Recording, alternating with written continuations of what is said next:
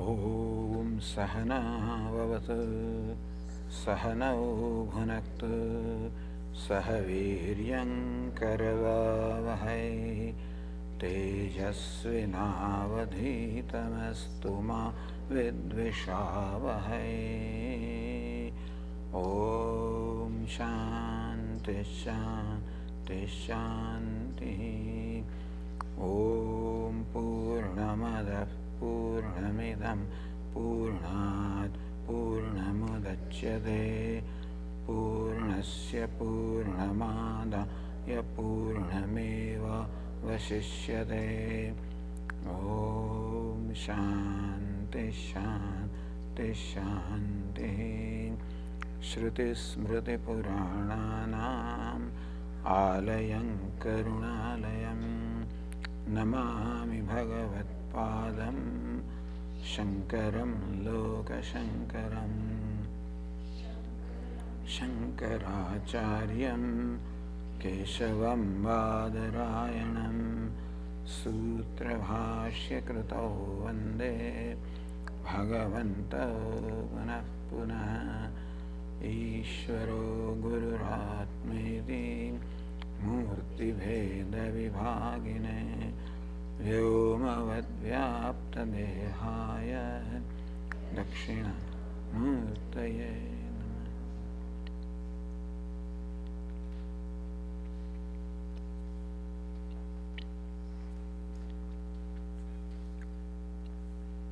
Freedom in relationship. How to discover freedom through relationship. How to make relationship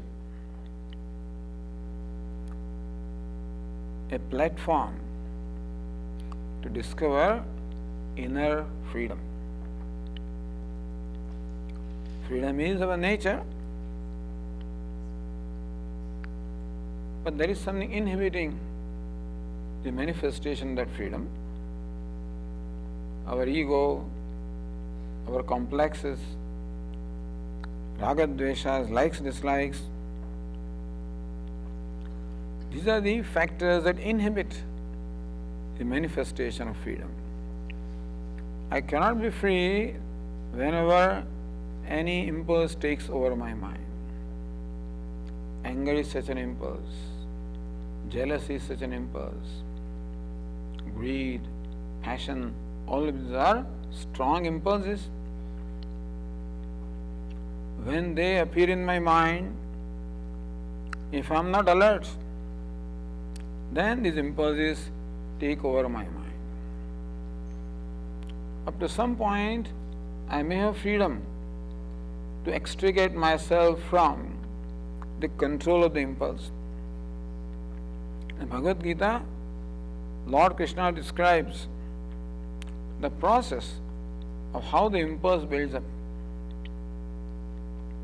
The second chapter, Lord Krishna says, Dhyayato Vishyan Pumsah Sangasteshu Pujayate.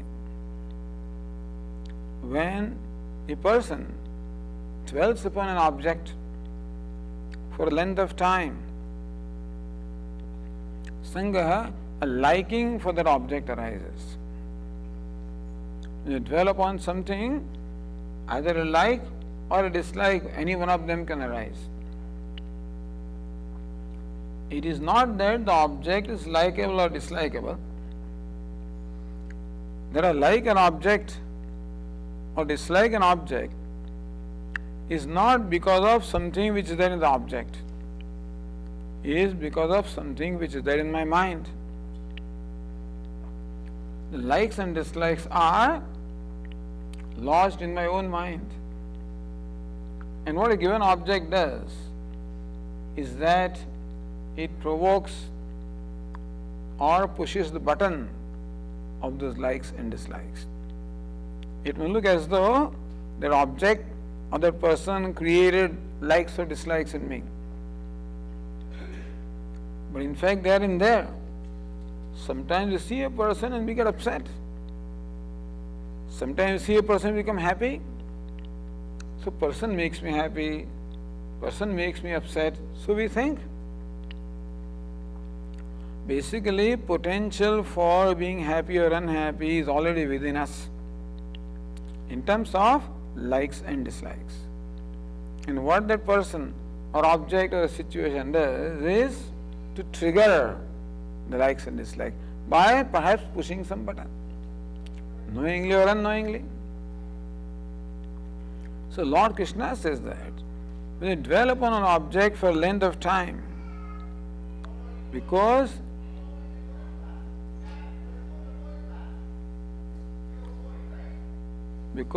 there are these likes and dislikes in your mind,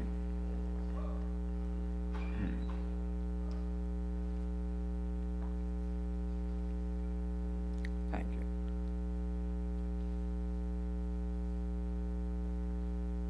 Sangasteshu upajayate.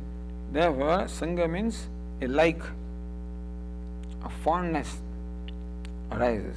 The opposite also can happen. With a mind which is raga, when I think of something, raga will arise. With a mind which is dvesha, when I dwell upon something, dvesha will arise. So raga dvesha are there in me. It is not that the object is created, but then the dwelling upon the object triggers the raga and existing raga dvesha. Sangat sanjayate kamaha. When raga or dvesha, one of them, attachment or aversion, one of them arises, creates kama or the desire. Because attachment also wants to fulfill itself. The aversion also wants to fulfill itself. Raga also wants to fulfill itself because of the conclusion that when I fulfill my raga, I become happy, or when I fulfill my dvesha, I become happy. My conclusion has been that I become happy when I fulfill or satisfy my attachment and aversion, raga and dvesha. It's a wrong conclusion, but that's my conclusion. You know, why do I have that conclusion? Because I think that is my experience. That whenever my likes and dislikes are satisfied, I seem to feel happy. So my conclusion is that happiness comes by satisfying my raga and dvesha. Wrong conclusion. But based on this conclusion, we live our life. Therefore, when raga or dvesha arises in my mind, it results in desire. What's the desire? Desire that I want to fulfill raga dvesha. Raga means attachment. If some object or person is created attachment, I want to have it, possess it, enjoy it.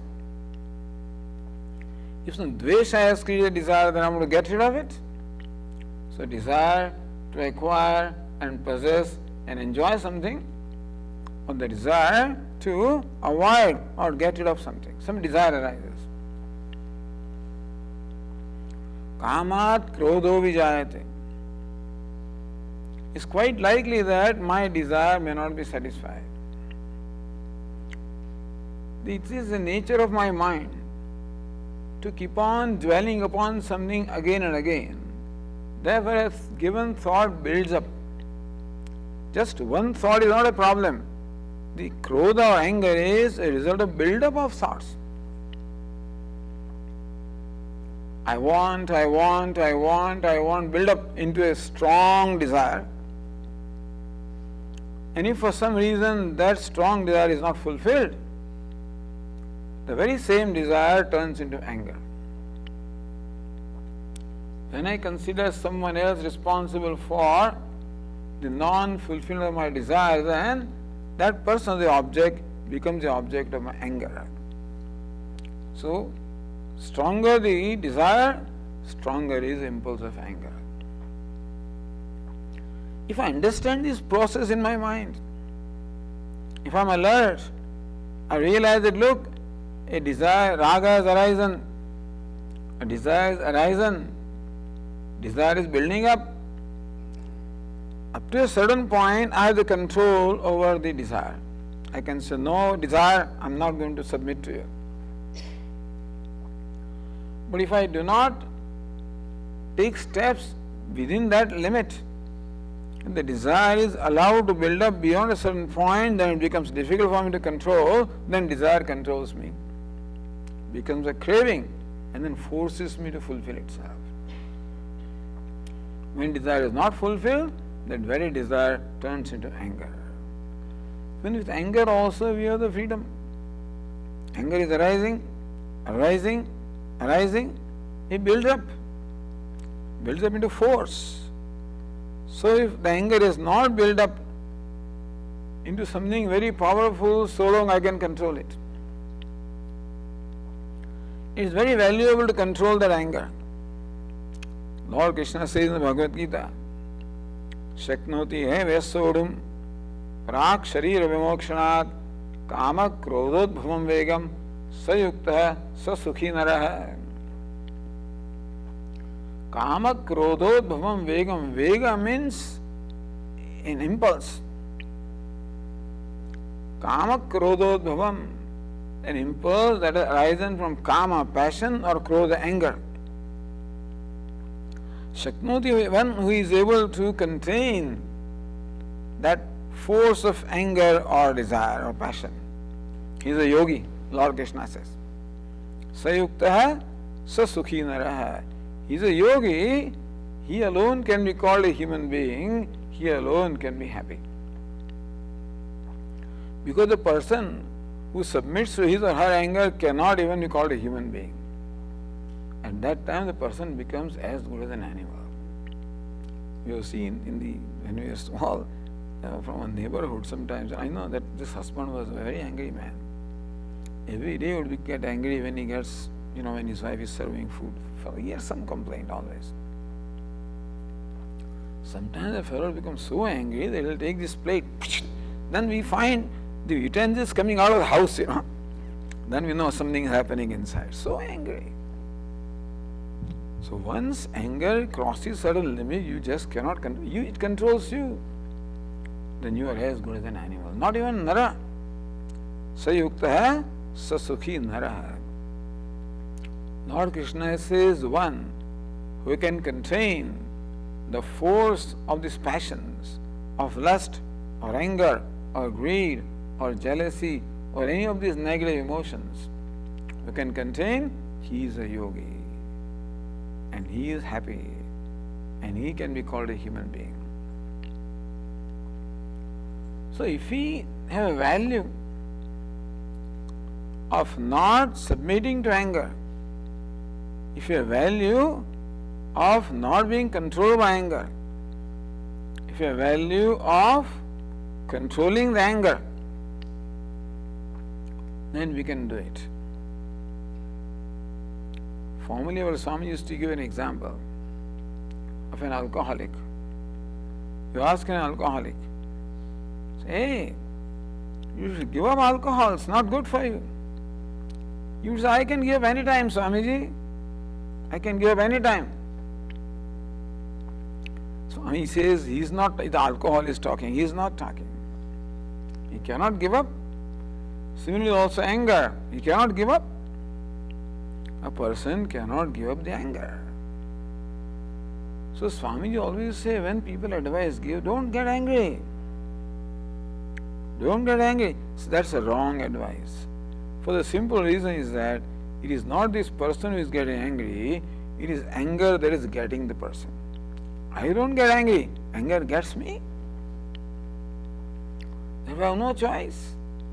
Like these two sadhus in Rishikesh winter, standing on the bank of the Ganges, they see a blanket floating, in the water.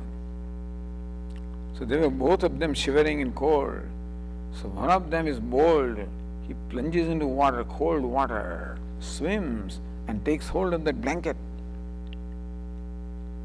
But he doesn't come back. He's floating along with the blanket.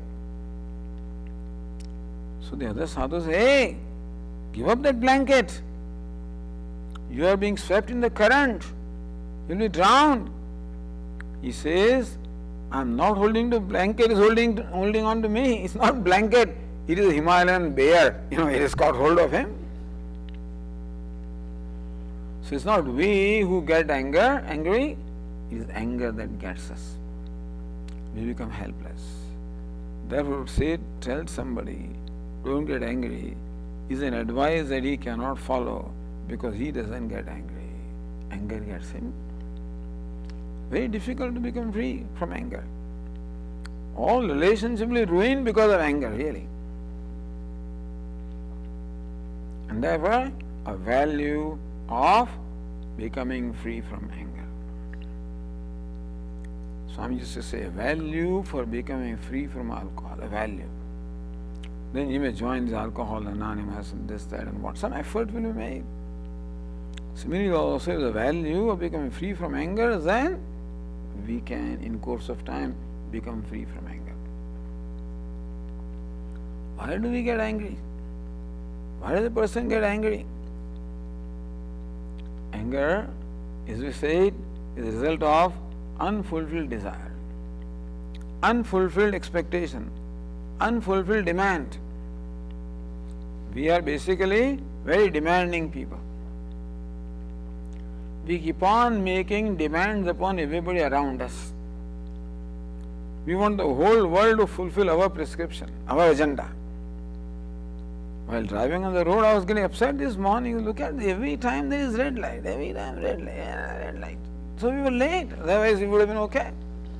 There were 1,500 red lights and everyone was red. The traffic lights, everyone was red. You get upset. These fellows don't know how to synchronize traffic lights, etc. What does it take for a person to get angry? Nothing. All that is required is a demand in my mind. A traffic light can make me angry because it does not fulfill my demand. Anything can make me angry because I have a demand from everything. I want to be comfortable. I want them to make me comfortable. What is my basic demand? My basic demand is, please make me comfortable. Please love me. Please accept me. A person who is angry outwardly may look like a very strong person. In fact, within himself, he is a very weak person. His heart is seeking something. Please love me. Please accept me. Some people are not loved for the whole of their life. In a home also, sometimes the head of the family, the man, nature is such that nobody can relate to him. The wife cannot relate to him, the children cannot relate to him, nobody can relate to this fellow. He would avoid him. He is so upset within himself. Fortunately, a grandchild comes. Grandchild is a phenomenon which is a magical phenomenon. Because when this fellow had his own child, he had no time to play with his child or spend time with his child. Now he is retired. He has all the time to play with the grandchild. And grandchild creates, makes magic. That little fellow, little thing completely transformed this fellow. Because the first time in his life, when he feels that he is being loved by somebody. Because an infant loves you unconditionally.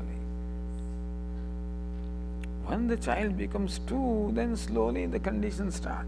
Then the terrible 2 comes. And then when they are 3, 4 years old, then it's very difficult. At least in the West, very difficult.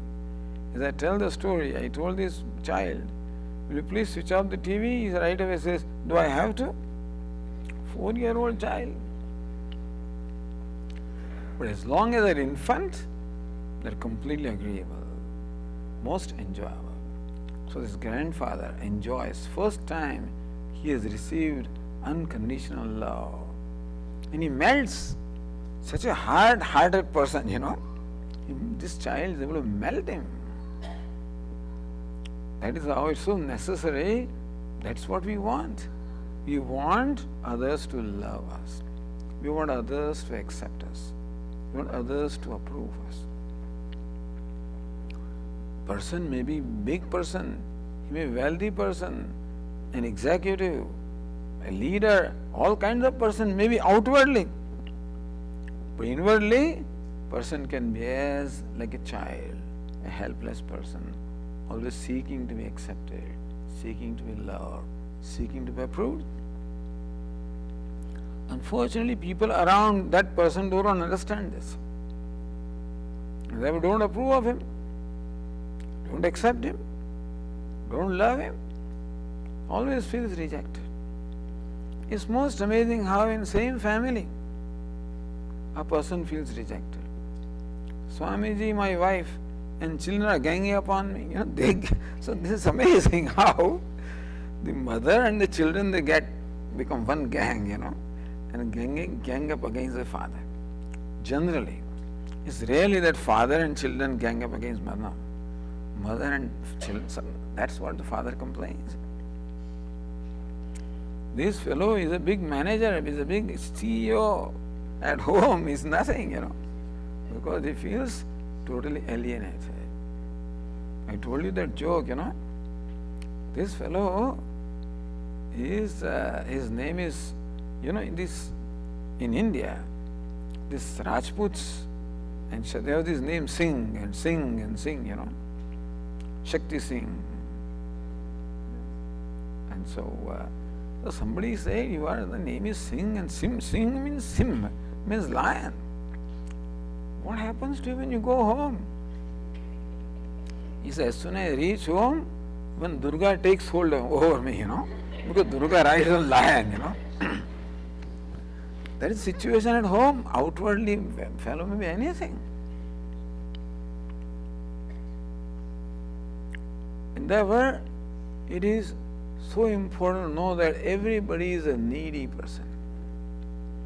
Everybody needs love and affection and care and nurturing and acceptance and approval. And that's all a person needs. Even though demands may be a million demands.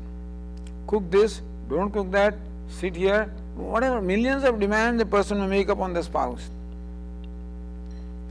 Behind all those demands, there is one simple demand. Please love me. Please accept me.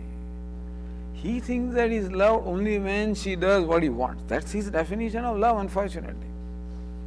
Our definition of being loved is what?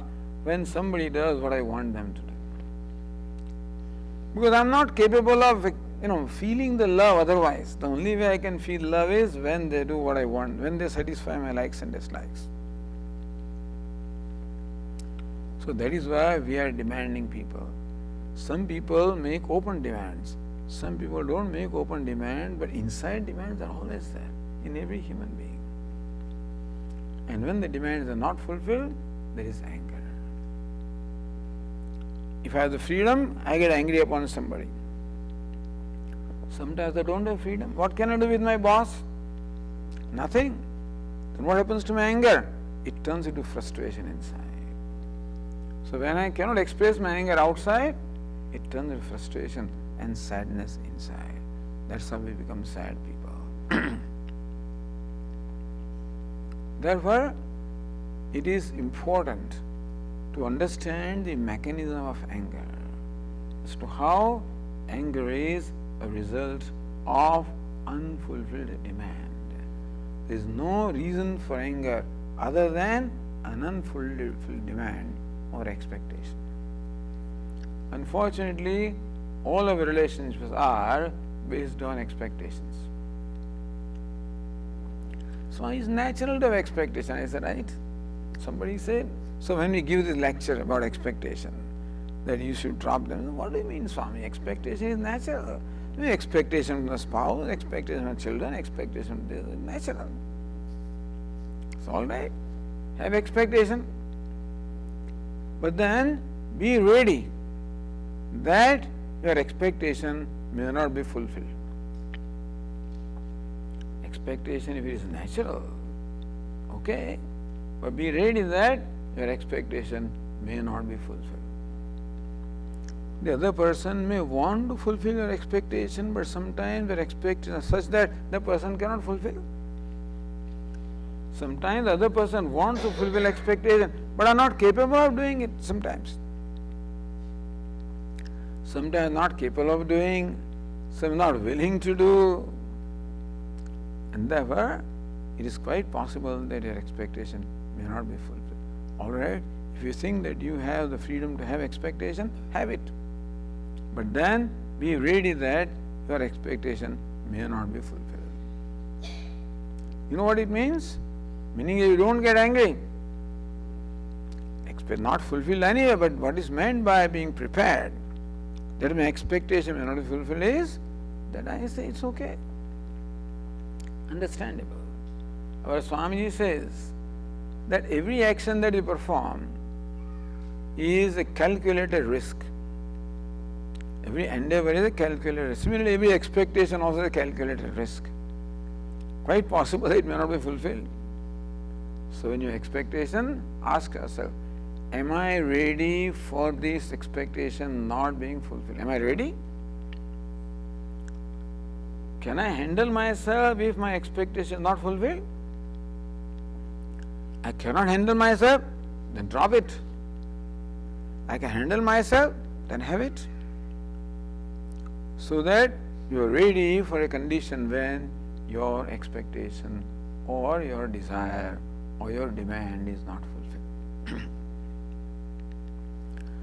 So, it's unfortunate that human being feels very limited, inadequate, incomplete, needy within himself or herself, and therefore constantly in need to satisfy that basic incompleteness or inadequacy, and that need manifests as different kinds of demands.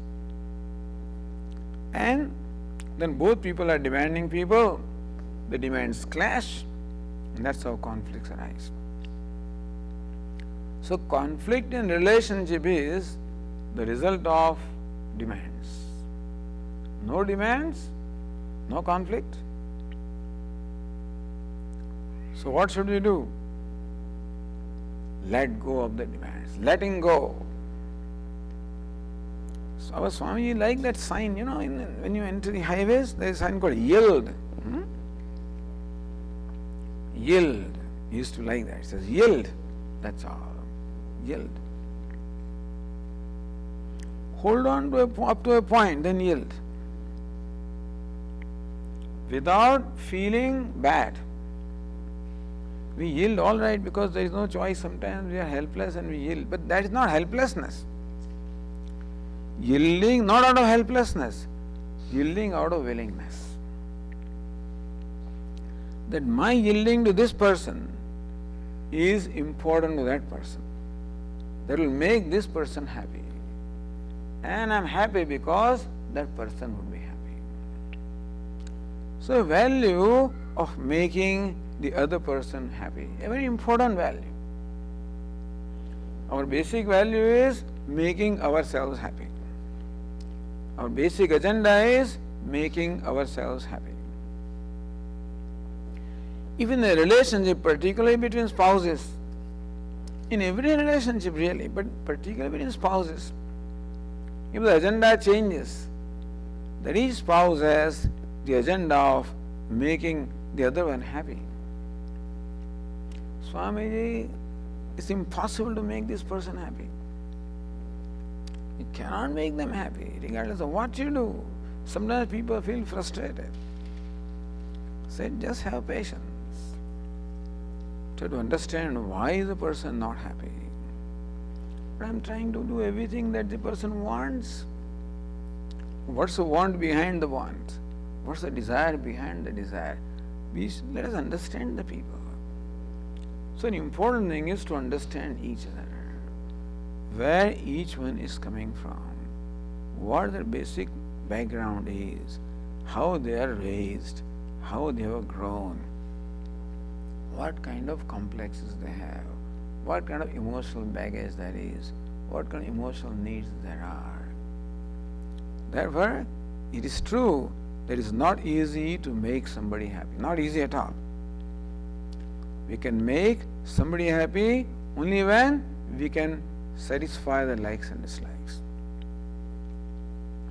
Therefore, to understand the other person, understand the likes and dislikes, and the value of making the other person happy, a value of trying to fulfill the likes and dislikes.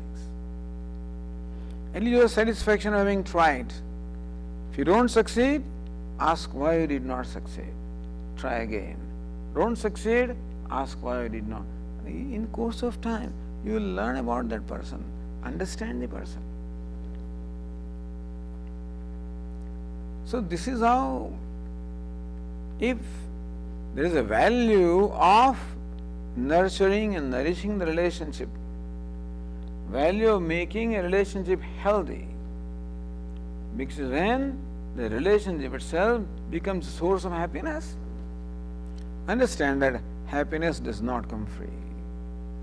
Happiness requires a lot of effort. Yes, perhaps happiness from sense pleasures seems to come free.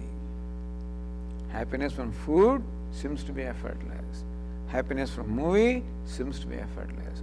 Happiness from those things seems to be from effortless. It is not effortless.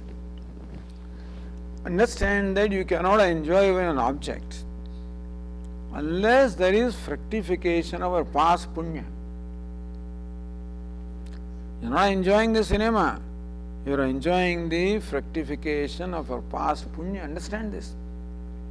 Only punya or virtuous action results in happiness, and papa or vicious action results in unhappiness. This is the rule. It's not an object, not a person. Nothing gives me happiness. It is my punya that gives me happiness, and papa that gives me unhappiness. It's not so. Because same thing sometimes you don't like, you don't care. Same ice cream, same kulfi, same candy, same movie, same book, same music, same song, same person, same trail, same retreat center. Sometimes I enjoy it, sometimes I don't. If there was something inherent in this retreat center or trail, every time you come you will enjoy it. It's not so. Because you also need something. What do you need? You need the fructification of your past virtuous deed. Understand that every time we pick up a sensuous pleasure, meaning pleasure from any sense object, you are expending upon your wealth of punya karma. So you have to pay the price. The only thing therefore you have to pay the price anyway. So either we pay the price in terms of punya karma and get exhausted and then become miserable. Then we find that nothing makes us happy because we are exhausted of punya. Even from Swarga also you have to come back. From heaven also, Kshine punya martilokam vishanti. In heaven also you can stay as long as your punya karma lasts. Moment that is exhausted, they send you down. They throw you out. So nothing comes free. Similarly, but there are two sources of happiness. One is happiness coming from sense pleasures, other is happiness coming from within. So Lord Krishna describes these two sources of happiness. Yat tadagre vishamiva pariname amrutopamam tat sukham satvikam proktam atma buddhi prasadajam. Yat tadagre, and let me talk about other thing. So Vishayendriya sanyogat yat tadagre amrutopamam pariname vishamiva tat sukham rajasam smritam. What we call rajas is sukha or happiness born of rajas, a binding happiness. What is binding happiness? That which feels very sweet in the beginning but turns out to be bitter at the end. What is that happiness? Pleasure coming from the sense objects. Vishayendriya sanyogat, Vishaya, sense object, Indriya, sense organ. By contact of the two, the pleasure that arises, like the contact of the good food with my palate, contact of movie, contact of music, contact of whatever. That happiness is in the beginning very sweet. But later on, it turns out very bitter. You know why? Because it makes me addicted.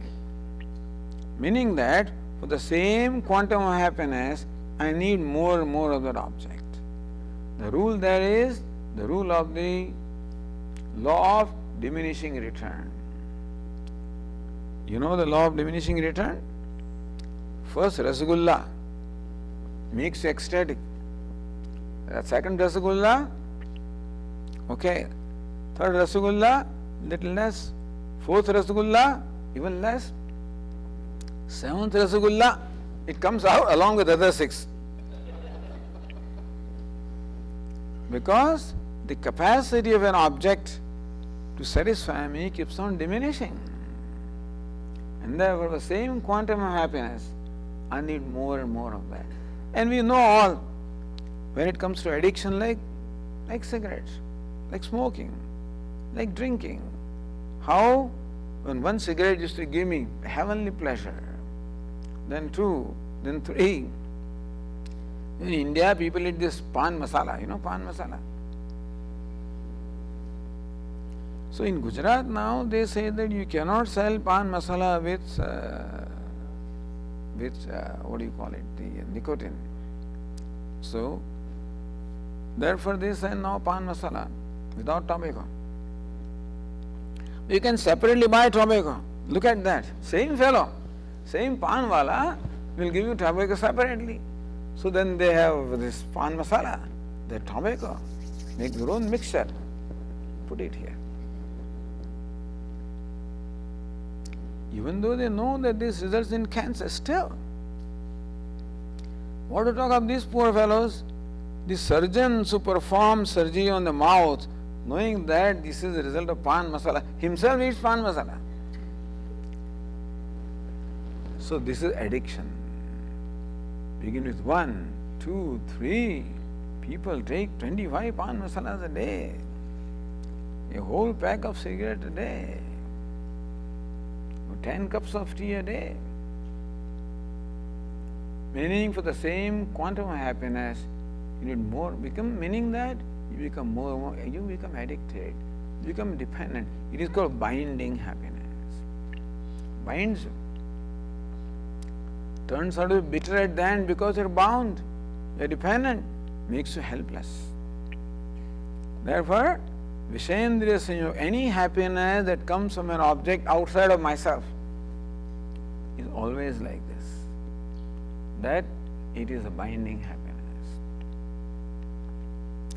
What's the other kind of happiness? That comes from within me.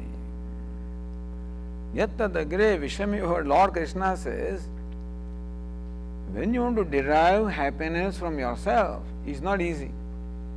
In the beginning, it tastes very bitter. At the end, it turns out to be very sweet. Yat tadagre vishamiva pariname amritopamam agre, in the beginning, yat tad vishamiva, that which is like poison, means bitter.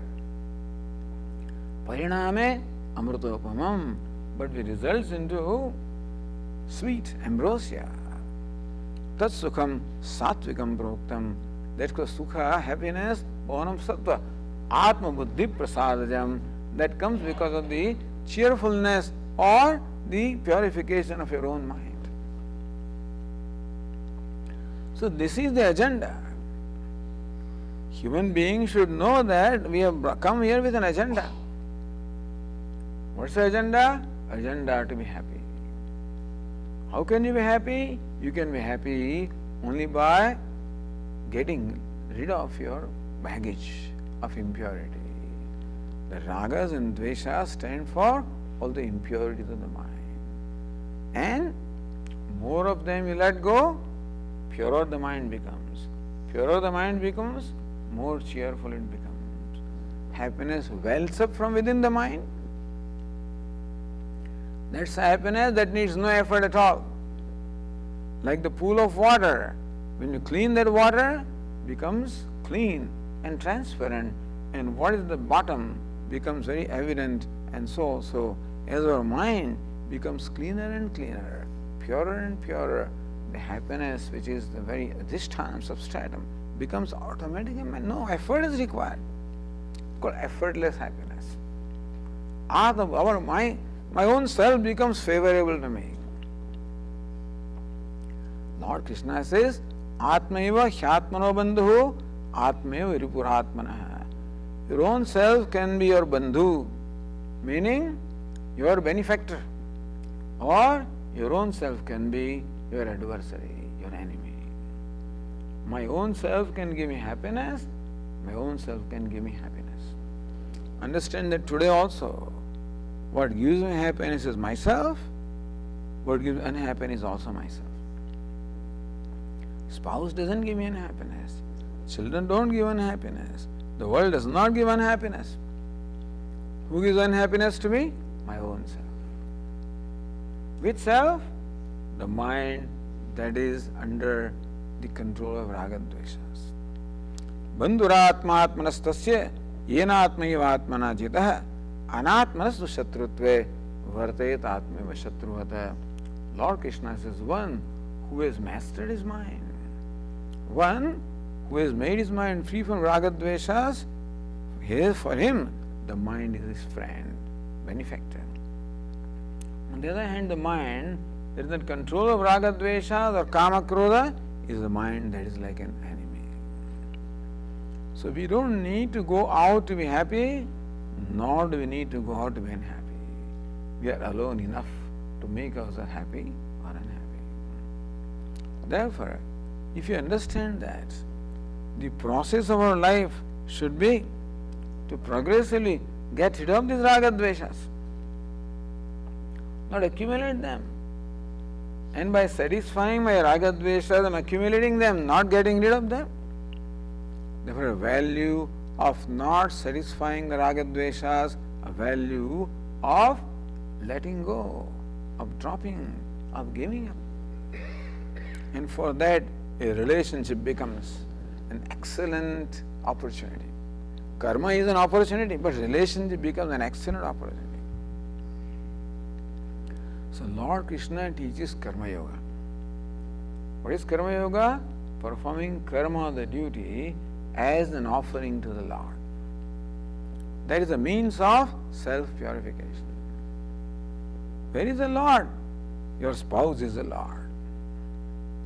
Perform your action as an offering to the other person. What is meant by offering? With a desire to make that person happy. You see, while performing an action, they do the sankalpa, Mamopata samasta Viditakshayadvara Shri Parameshwara Prityartham. That's what they say. Shri Parameshwara Prityartham. May the Lord be pleased by this action. Or that I am performing this action for pleasing the Lord.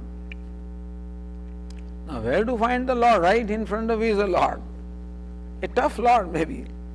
That Lord is easy. That one, in a murti is easy. That's why we find puja very easy. In a puja altar, it's easy to please that Lord because he's always smiling. That's one good thing about our all devatas, they're always smiling. And so, whatever you offer, they're always smiling. You offer them food, always smilingly he takes. Even if you forgot the salt, he doesn't mind. Salt is paid twice, no problem. But to please a live Lord is very difficult. That live Lord demands that, why is the salt more? Why is that? So easy to please this Lord. That is why we have puja. At least a practice ground where we can please somebody.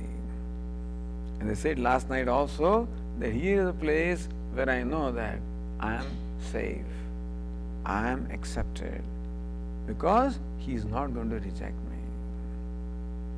With the world we are never sure. We are afraid that we may be rejected. So this is a good relationship. What? With the Lord in puja. But same thing then. Just as you do all sorts of things for worshipping or pleasing that little Lord Krishna. In Gujarat, this Lord Krishna, child Krishna's worship is very, very, very common or, very popular. The Pushtimarga Vaishnavas. And other Vaishnavas also, they worship child God, child Lord Krishna. You can fondle him, you can do what you want. That's easy. But at least then we can put it into practice. So what we do during puja, put into practice. The Lord in front of me.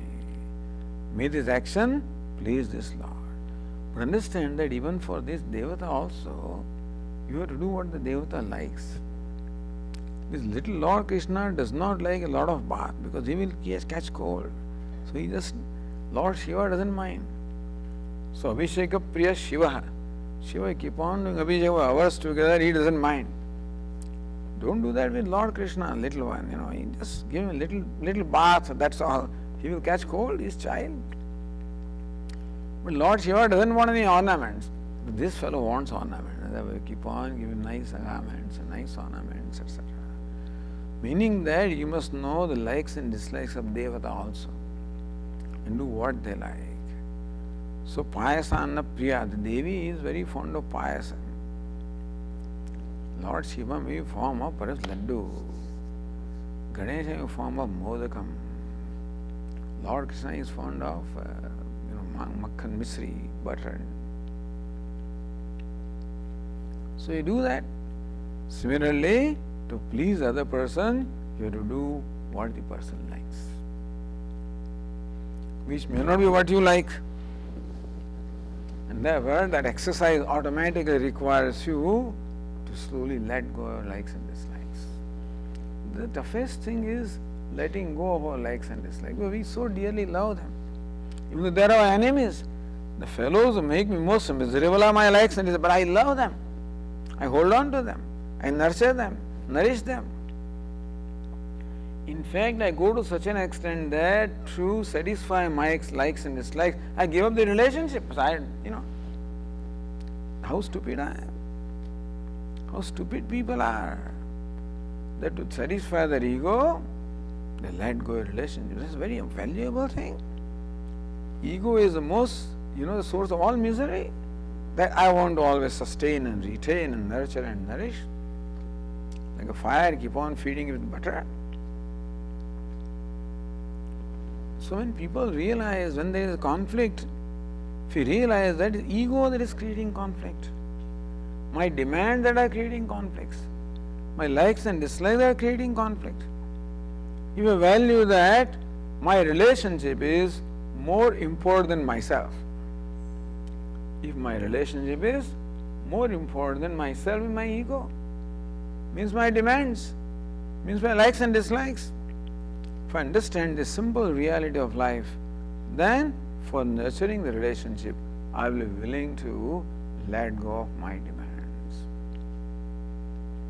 And nobody likes demands to be placed on them. We don't like people making demands upon ourselves.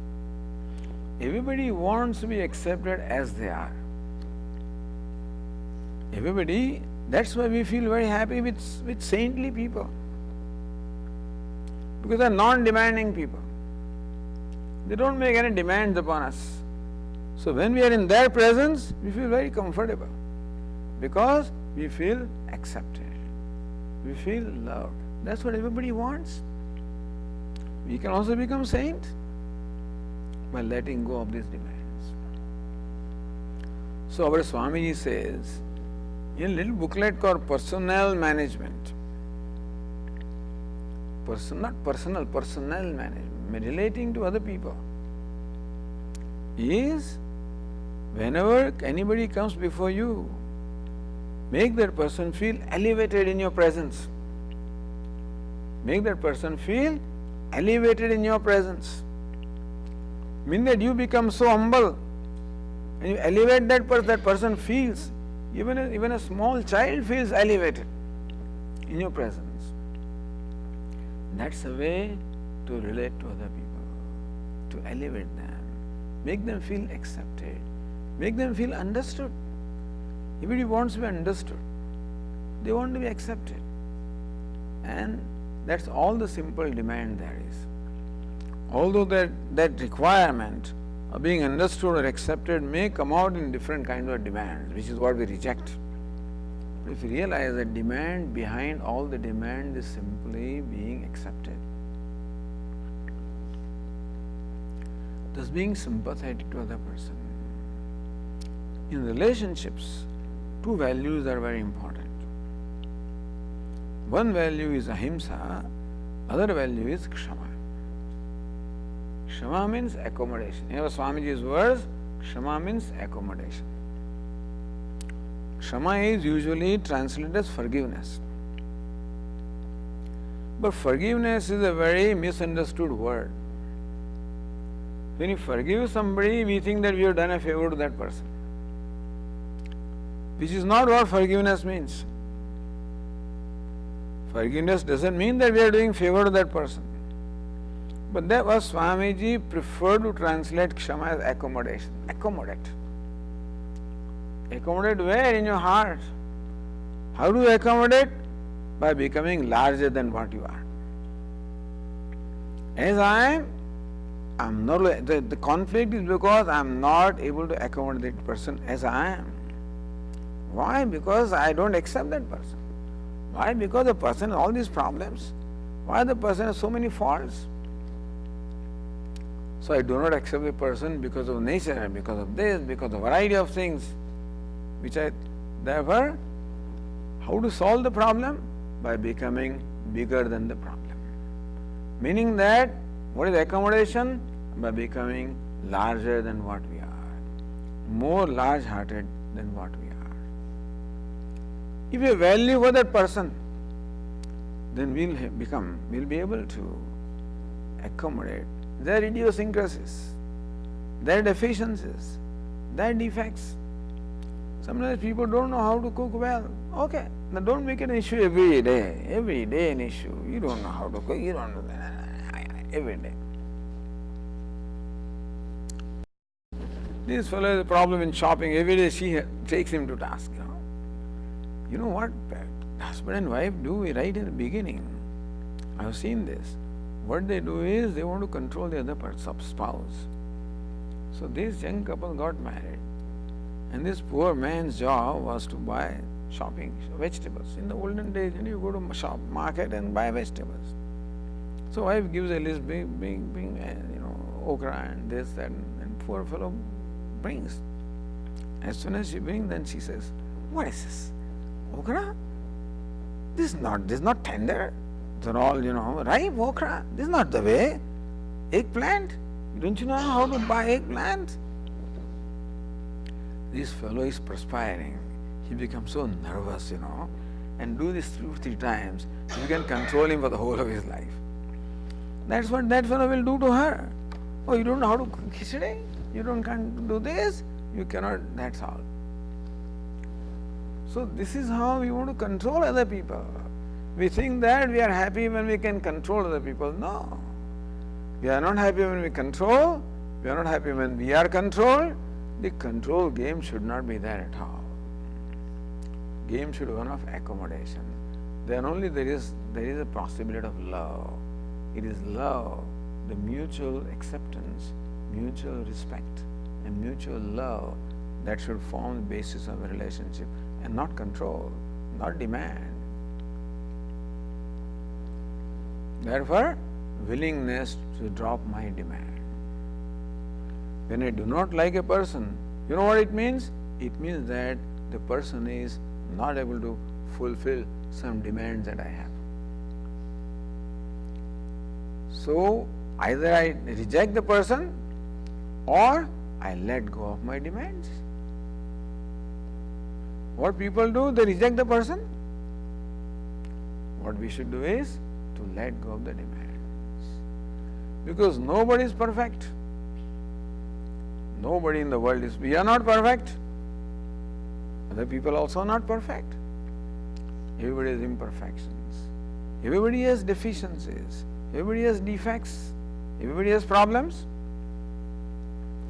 But we cannot reject a person because of defect or a problem.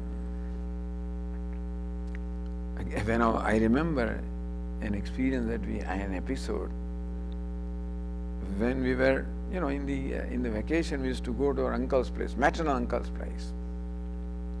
And in summer in Ahmedabad, there will be mangoes and, enjoy those things. There was a huge mango like that. I was just, small. That mango was spoiled its one corner was spoiled. I took the mango and threw away the whole mango. My uncle saw that. He said, don't do this. You remove that portion. The whole mango is good. Just remove that portion. Don't reject the whole mango for the sake of that little. Don't reject the whole person because of some problem here. Don't throw the baby along with bath water. There is no person who is perfect. Nobody who doesn't have difficulties. Nobody who doesn't have imperfections or defects. Everybody has blemishes. They have. Like, all right. Accept the person with that. When you accept a rose, you accept it with the thorns. There is no choice. And therefore, when they get married, we tell them, look, you are married to the whole package. Right now you know only one aspect, because when they are friends and when they are dating and stuff like that, they always reveal some aspect of themselves. They don't reveal everything. Only when you live together, then slowly and slowly come close to it, then you reveal each other to each other, and then the real things come out. And you say, what? You're snoring, you're like this, you're like that. A lot of things come out which you formerly did not know. I did not bargain for this, I did not expect this, but that's what it is. So whole package, including all the baggage. We should know that. And therefore, be sympathetic to the difficulties the other person has. And thus, accommodation, being large-hearted. You know, what happens is, when we accommodate somebody, when you accept somebody as they are, then they make a note of that, they appreciate that. The other person appreciates that this person has even accepted me with my defect. Then the person also will want to please me. Then they will want to give up that thing and change themselves. Normally what happens, I demand that you change to make me happy. Each one demands from the other. If you demand change, it does not happen. But create a condition when the other person is motivated to change. A change can come only if I am motivated to change, not otherwise. So if you want the other person to change, create a condition when the other person feels accepted, feels motivated. Then that person sees that I am doing what I can. Other person also will want to do what they can. They will want to change. So thus, this whole process becomes a process of growing. Growing in what? Large-heartedness. When can I grow? When I let go of my demands, my likes and dislikes. Growing, maturing, gaining happiness, inner happiness. Every step of accommodation makes you happy. So kshama means accommodating the other person as the person is. As best as possible, do not make demands upon the other person to change, and seek to accept the person as the person is. Then hopefully in course of time the other person may want to change. Recognizing that we are also not perfect. Other person accepting us also with all our limitations. So kshama, forgiveness or accommodation is an extremely important value in every relationship. Closer the relationship is, more kshama is needed. Because closer you are, more likely you are to hurt each other. Closer a person is, more expectations there are. And more expectations there are, more likelihood of expectation not being fulfilled, and there are more likelihood of being hurt. So we'll find out in our life who hurts us the most? The person who is closest to us. Therefore, that is where kshama is most needed. What is kshama? Accepting the other person as the person is, with their own limitations, with their own idiosyncrasies, with whatever kind of defects they have, attempting to accommodate. So kshama or accommodation. Other values, ahimsa, non-violence, a value of not hurting the people. If I cannot help the people, at least I wish not to hurt the person. Help ever, hurt never. That's the sutra. Help ever, hurt never. But even if I cannot help, I should have value of not hurting the other person. How do you do that? Lord Krishna gives a very nice method. 6th chapter, Lord Krishna says, Atma upamyena sarvatra samam pashyati yojana sukham vayadiva dukkham sayogi paramo matah. Atma upamyena, one who places himself or herself as the standard of comparison, meaning that one who places oneself in the position of other. And then ask this question, how would I like to be treated if I was in that position? And try to treat that person in that manner. That's called non-violence. Because I never hurt myself. I would never want to hurt myself. I never want to violate myself. So treat others, at least treat your close people, if not the whole world. Start with here. Treat them as you treat yourself. How do I treat myself? I always want to make myself happy. I never want to make myself unhappy. Have that value. Not possible to, easy to do, but have a value. That I should not hurt the other person. If the other person hurts me, I should have kshama. On my part, no hurt. And hurt mostly takes place by words, by the way. Speech is the worst place, worst means of hurting others. Physically also people may hurt each other, but that may not be so in the civilized society. The physical hurt is of course the worst kind of hurt and most demeaning, most insulting. Understand that anger actually is a very damaging thing. When I repeatedly get angry upon somebody, it damages the self-image of that person.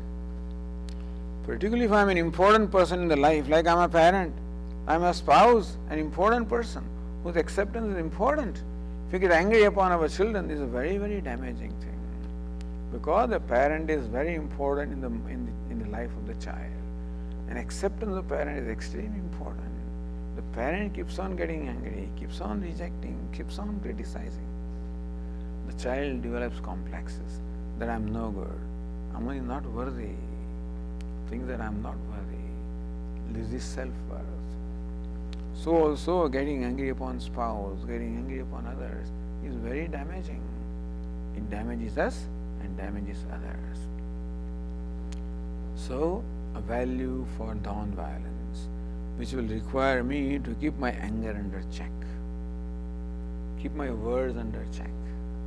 So Lord Krishna gives a very nice measuring rod of what you should look for before you utter any word. Anudvekaram vakyam satyam priyahitam chayat swadhyaya abhyasanam cheva vangmayam tapochyate. Lord Krishna says it is tapa or austerity at the level of the speech. Anudvekaram vakyam, make sure that a vakya or your words does not create udvega, does not perturb another person. Satyam, what you speak should be truthful. Priyam, the truth also should be spoken in a pleasant manner. Hitam should be spoken only when it is meaningful, it is helpful, it does something good. So, remaining free from violence, and when we are violated, then kshama. Ahimsa and kshama, two most important values in relationships. In any relationship, but particularly close relationships, where you cannot create a distance. In some relations you can create a distance. Spouses can't create a distance. Parents and children cannot create distance. And so, ahimsa and kshama become very important values in our relationships. letting go of the demands, very important value. Making other person happy, very important value. You know why? Because I should know that in that process I make myself happy. I grow in my large-heartedness. I grow in my inner purity. I grow in my inner happiness. And that's how life becomes the process of learning and growing, which is what the purpose of human existence is just to learn, and that's called living. Living is learning and growing, and the relationship can become an excellent ground for learning and growing. Okay, we'll